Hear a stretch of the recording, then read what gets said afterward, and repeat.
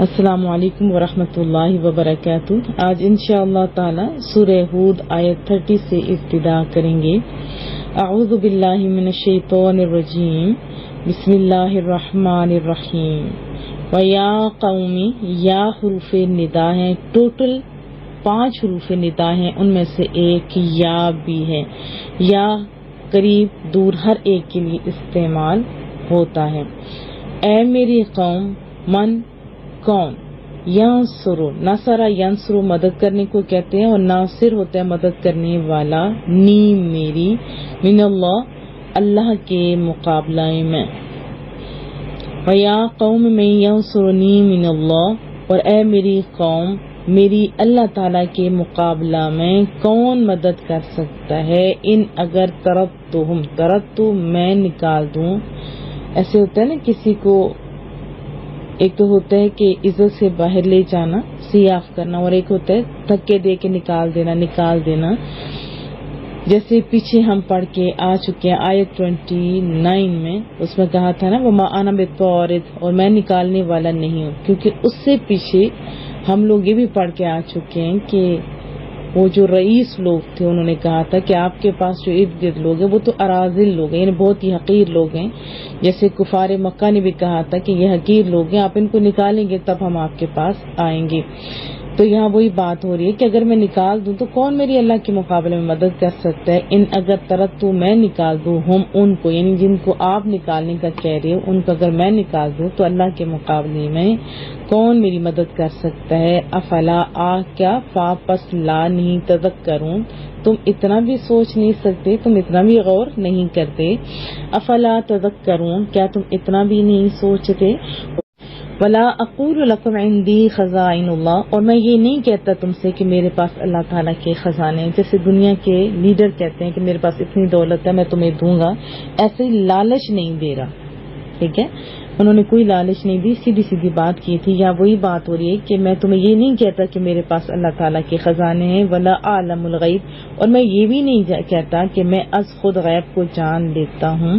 وَلَا أَقُولُ إِنِّي مَلَكٌ، اور میں یہ بھی نہیں کہتا کہ میں ملک ہوں، یعنی فرشتہ ہوں، اور ملک لام کے نیچے زیر ہو تو بادشاہ کو کہتے ہیں۔ وَلَا أَقُولُ لِلَّذِينَ تَزْدَرِي کے معنی ہوتے ہیں حقیر جانتے ہیں، کم تر جانتے ہیں، جن کو کوئی اہمیت نہیں دی جاتی۔ حقیر سمجھنا، اعینکم تمہاری نگاہیں، تمہاری آنکھوں میں جو کم تر ہیں، اور نہ ان لوگوں کی نسبت جن کو تم حقارت کی نظر سے دیکھتے ہو۔ میں یہ نہیں کہتا لن یؤتیہم اللہ خیرا کہ اللہ تعالیٰ انہیں ہرگز کچھ بھلائی نہیں دے گا، یعنی جو نیک اعمال وہ کریں گے ان کا بدلہ۔ اللہ عالم، اللہ زیادہ بہتر جانتا ہے، بما فی انفسہم جو ان کے دلوں میں ہے، یعنی جن کو تم حقیقت جانتے ہو نا، ان کو اللہ کتنی بھلائی دے گا یہ اللہ جانتا ہے، کیونکہ اللہ دلوں کے بھیدوں سے آشنا ہے۔ اس میں بہت ساری باتیں انشاءاللہ وضاحت میں پڑھیں گے۔ انی اذا لمن الظالمین، اگر میں ایسا کروں گا تو میں بے انصافوں میں سے ہو جاؤں گا۔ قالو، وہ بولے، یا نوح، اے نوح، قد جادلتنا، تم نے ہم سے جھگڑا کیا۔ جدال کا معنی ہوتا ہے پچھاڑنا، ہوتا ہے نا، مارنا اور ایک دوسرے کو پچھاڑ دینا ایٹسٹرا، اور بحث کرنا بھی اس میں، یعنی مناقشہ کرنا، بحث کرنا، اپوزٹ جو گروپ ہوتے ہیں ان کے ساتھ جیسے دلیلیں دی جاتی ہیں اور باتیں کی جاتی ہیں۔ پھر جدلت الحبل کا معنی ہوتا ہے کہ میں نے رسی کو مضبوطی سے بنایا، یعنی بٹ دیا۔ اور اجدال طاقت اور شکرہ جو جانور ہوتا ہے اس کو بھی کہتے ہیں جو طاقت والا ہوتا ہے، اور اسی سے جدال بنائے، گویا باس اور مناقشہ کرنے والوں میں سے ہر فریق دوسرے کو اس کی رائے سے ہٹانے کی کوشش کرتا ہے، ایسا ہی ہوتا ہے نا۔ اور دوسرا میں نے بتایا کہ جدال کا معنی پچھاڑنا ہے، کیونکہ اپنے مخالف کو سخت زمین پر گرانا، یہ بھی مراد لیا گیا ہے۔ اور دین میں جدال کرنا، دیکھیں اگر حق والا بات ہو، حق سمجھانا مقصود ہو، آگا جو بندہ ہے وہ بھی صحیح ہو تو یہ تو بات ہے اچھی، لیکن خواہ مخواہ کے جھگڑے کرنا یہ مناسب نہیں ہوتا۔ بہرحال دلیل دینا یہ مناسب ہوتا ہے۔ کیونکہ زیادہ تر فسادی لوگ انہیں کچھ نہیں پتہ ہوتا، ایک یا بات پتہ ہوتی ہے اور دوسرے کو پھنسانے کے ٹرکس وہ جانتے ہوتے ہیں، تو اس کو ہمارے ہاں تو جاہل کہا جاتا ہے۔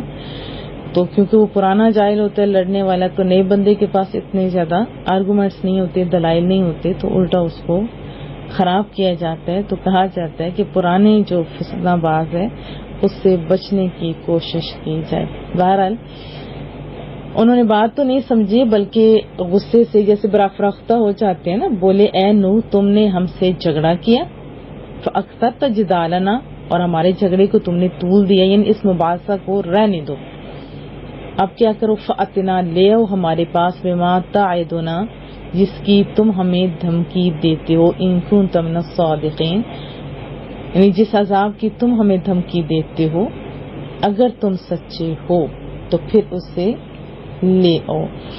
قال آپ نے فرمایا انما یاتیکم بہ اللہ ان شاء، کہ اللہ تعالیٰ اس سے یعنی اس عذاب کو لے آئے گا تمہارے پاس اگر چاہے گا۔ وما انتم بمعجزین، معجزین عاجز کرنے والے کو کہتے ہیں، اور تم عاجز کرنے والے نہیں ہو، ہرانے والے نہیں ہو۔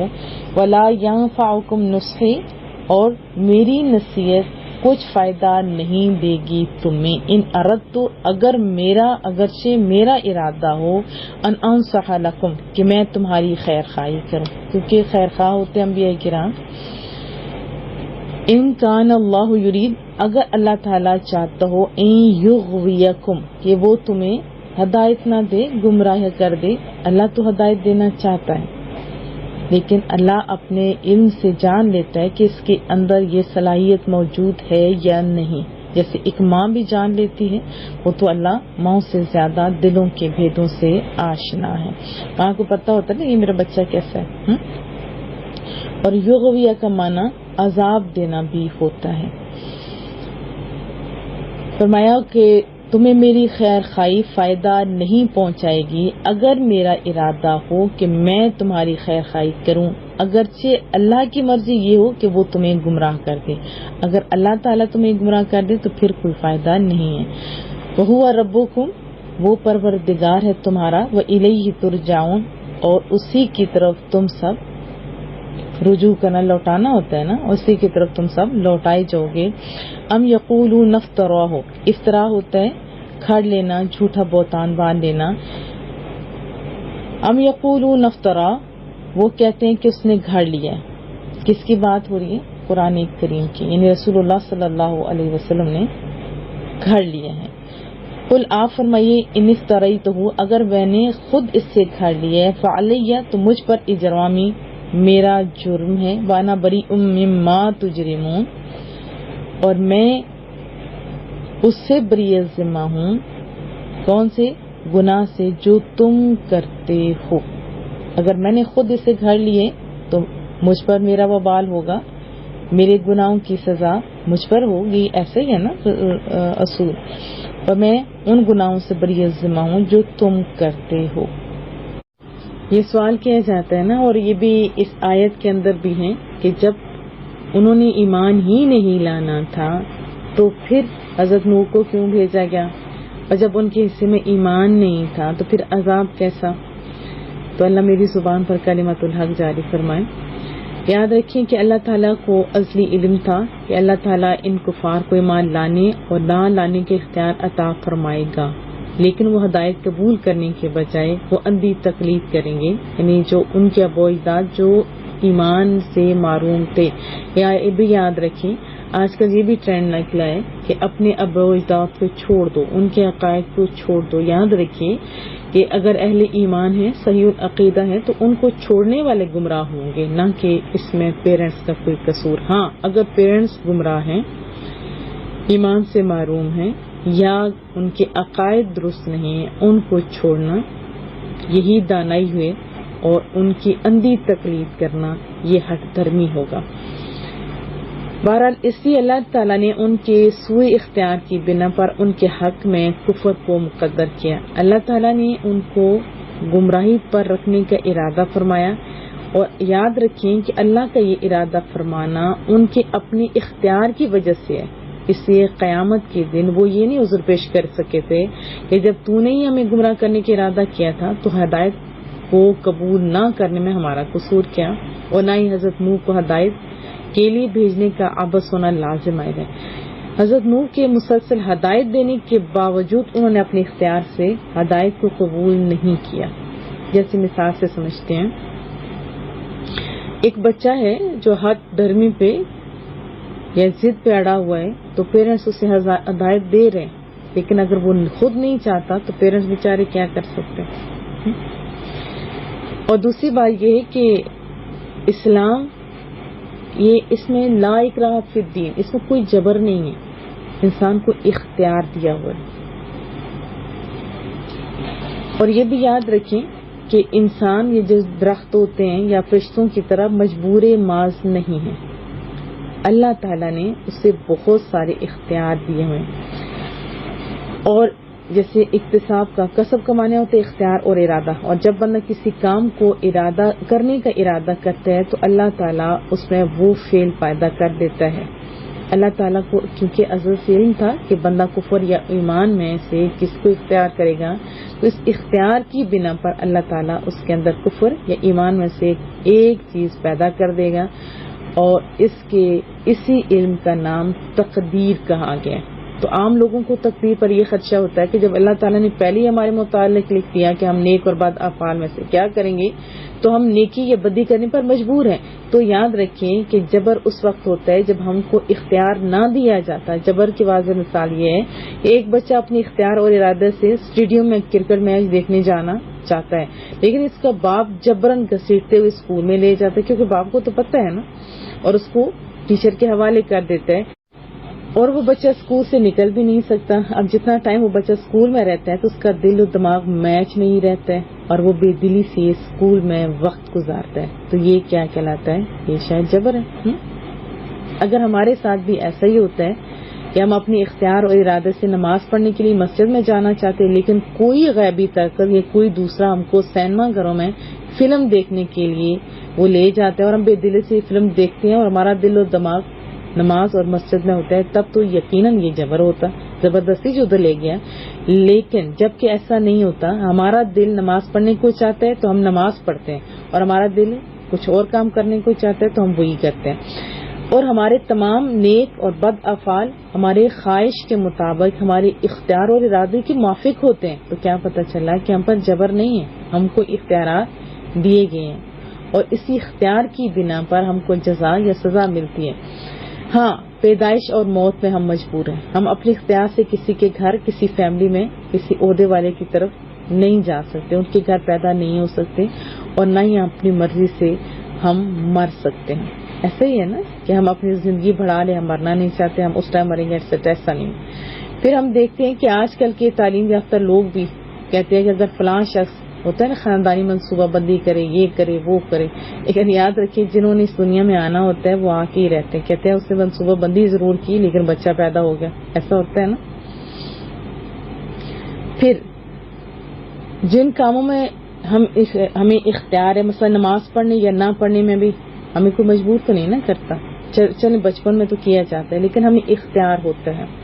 یہ بھی یاد رکھیں کہ امور تکوینیہ میں ہم مجبور ہیں اور امور تشریعہ میں ہم مختار ہیں۔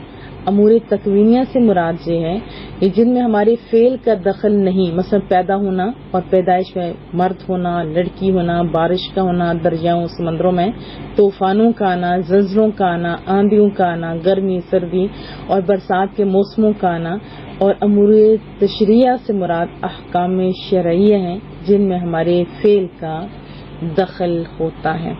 بہرحال اللہ پاک ہمیں سمجھ عطا فرمائے۔ اللہ تعالیٰ نے ہمیں دونوں راستے بتا دیے، چاہے ہم صحیح اختیار کریں چاہے ہم غلط۔ اس کے بارے میں بہت ساری آیات ہم قرآن کریم میں پڑھ چکے ہیں، لیکن آپ کو سمجھ آ گئی ہوگی۔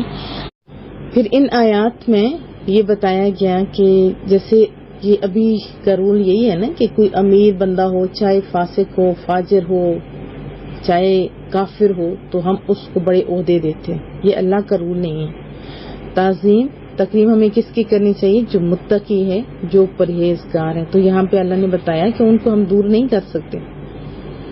جب ان لوگوں کو دور کرنے کا حضرت نوح علیہ السلام کی قوم نے کہا تو کیا فرمایا کہ یہ بات نہیں ہو سکتی، اگر میں ان کو دور کرتا ہوں تو کون بچائے گا مجھے، کیونکہ اللہ کا تو یہ رول نہیں ہے۔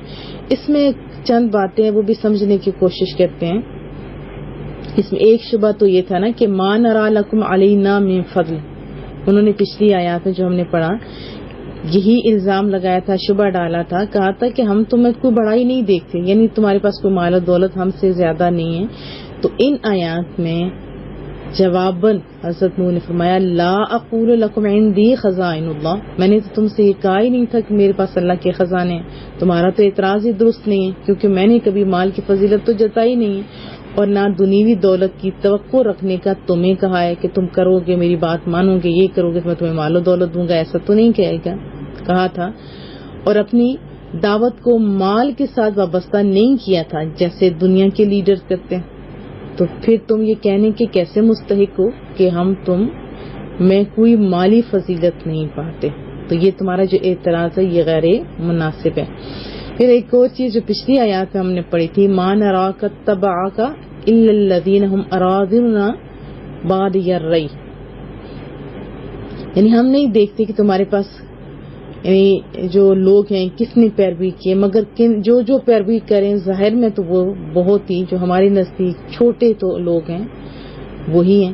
تو جواب میں حضرت نوح نے فرمایا میں نہیں کہتا کہ میں غیب جانتا ہوں، میرے احکام غیب پر مبنی ہیں تاکہ تمہیں اعتراض کرنے کا موقع ملتا، جب میں نے یہ کہا ہی نہیں تو اعتراض بھی تو تمہارا غلط ہے۔ اور شریعت میں یاد رکھیں ظاہر کا ہی اعتبار ہوتا ہے لیکن تمہارا اعتراض بھی بالکل بیجائے۔ لا عالم الغیب، فرمایا اس میں بڑا خوبصورت نقطہ ہے کہ کسی کے دل کا حال صرف اللہ جانتا ہے۔ ابھی جو روز نئے فتنے باز لوگ فتوے لگاتے ہیں ان کو بھی دیکھنا چاہیے جن کے پاس کچھ نہیں ہے، جبکہ انبیاء کو تو بہت ساری چیزیں اللہ نے بتائی ہوئی ہیں۔ جیسے حضرت عیسیٰ علیہ السلام انہوں نے فرمایا جو تم کھاتے ہو، جو تمہارے پیٹوں میں، جو تم گھر بچا کے رکھ کے آتے ہو، میں تمہیں بتا سکتا ہوں، وہ جانتے تھے۔ اللہ نے اپنے انبیاء کو بہت کچھ دیا ہوا تھا، لیکن یہ دیکھیں حضرت نوح کیا فرما رہے ہیں اور ہم لوگ کیا کہتے ہیں۔ اللہ ہم لوگوں کو سمجھ عطا فرمائے۔ تو جبکہ میں نے اس کا دعویٰ نہیں کیا تھا حالانکہ میں نبی ہوں، تو تم کس طرح کہتے ہو کہ وہ دل سے ایمان نہیں لائے؟ پھر اس کے بعد فرمایا کہ ما نراک الا بشرا مثلنا، ان کی نظر بس اپنے جیسے بشر پر پڑی جو ہم پیچھے وضاحت کر کے آ چکے ہیں۔ تو جواب میں فرمایا کہ میں تم سے یہ کہتا ہی نہیں ہوں کہ میں بشر نہیں ہوں، میں تو فرشتہ ہوں، میں نے اپنی دعوت کو اپنے فرشتے ہونے پر موقوف ہی نہیں کیا تھا، تو تمہارا یہ اعتراض بھی غلط ہے۔ اگر ہوتا نا کہ دعویٰ میں نے تو کیا تھا فرشتہ ہونے پر اور بشر نکل آیا تو تمہارا دعویٰ ٹھیک تھا، لیکن میں نے ایسی بات نہیں کی۔ اور وہ لوگ مسلمانوں کو حقیر سمجھتے تھے، تو حضرت نوح نے فرمایا کہ میں ان غریب مسلمانوں کے بارے میں تمہاری نگاہیں جن کو حقیر سمجھتے ہیں یہ حکم نہیں لگاتا کہ تم یہاں سے چلے جاؤ، اور یہ بھی نہیں کہتا کہ دنیا میں بھی ایسے ہے تو آخرت میں ایسا ہوگا، نہیں، بلکہ اللہ تعالیٰ ان کو بہترین جزا دے گا۔ اور ہم جانتے ہیں کہ جب اس دنیا سے جاتا ہے انسان تو اللہ بہترین ریوارڈ عطا فرماتا ہے اور جنت میں اعلیٰ مقام عطا فرماتا ہے۔ اور پھر اس کے بعد دلیلیں جب دی حضرت نوح علیہ السلام نے، بجائے اس کے کہ وہ لوگ مان جاتے، الٹا کہا کہ تم ہم سے ایسے ایسے جھگڑا کر رہے ہو۔ تو یاد رکھیے کہ حق کو ثابت کرنے کے لیے دلائل دیے جا سکتے ہیں، ہاں سمجھ خالی انہی کو آتی ہے جن کے دل نور ایمان سے روشن ہوتے ہیں۔ اور پھر میں نے آپ کو بتایا کہ یہ نصیحتیں بھی اسی پہ اثر کرتی ہیں جن کے دلوں کو ایمان سے اللہ نے منور کرنا ہوتا ہے، اور جن کے دلوں کو ایمان سے منور نہیں کرنا ہوتا تو پھر ان پہ اثر بھی نہیں ہوتا۔ جو اچھے لوگ ہوتے ہیں ان کو اگر آپ نصیحت کریں گے تو فوراً وہ مان جاتے ہیں، ایسے ہے نا جن کے دلوں میں اللہ اور اس کے رسول کی محبت ہوتی ہے وہ اپنی ذاتی جھگڑوں کو بھی نہیں دیکھتے، کچھ بھی نہیں دیکھتے، جہاں کوئی صحیح العقیدہ درس دے رہا ہوتا ہے وہ چلے جاتے ہیں نا، اور پھر جا کے اپنے ایمان کو جو ان کا پہلے ہی ایمان ہوتا ہے اس کو مزید تقویت دیتے ہیں۔ ایسا ہی ہے یا نہیں ہے؟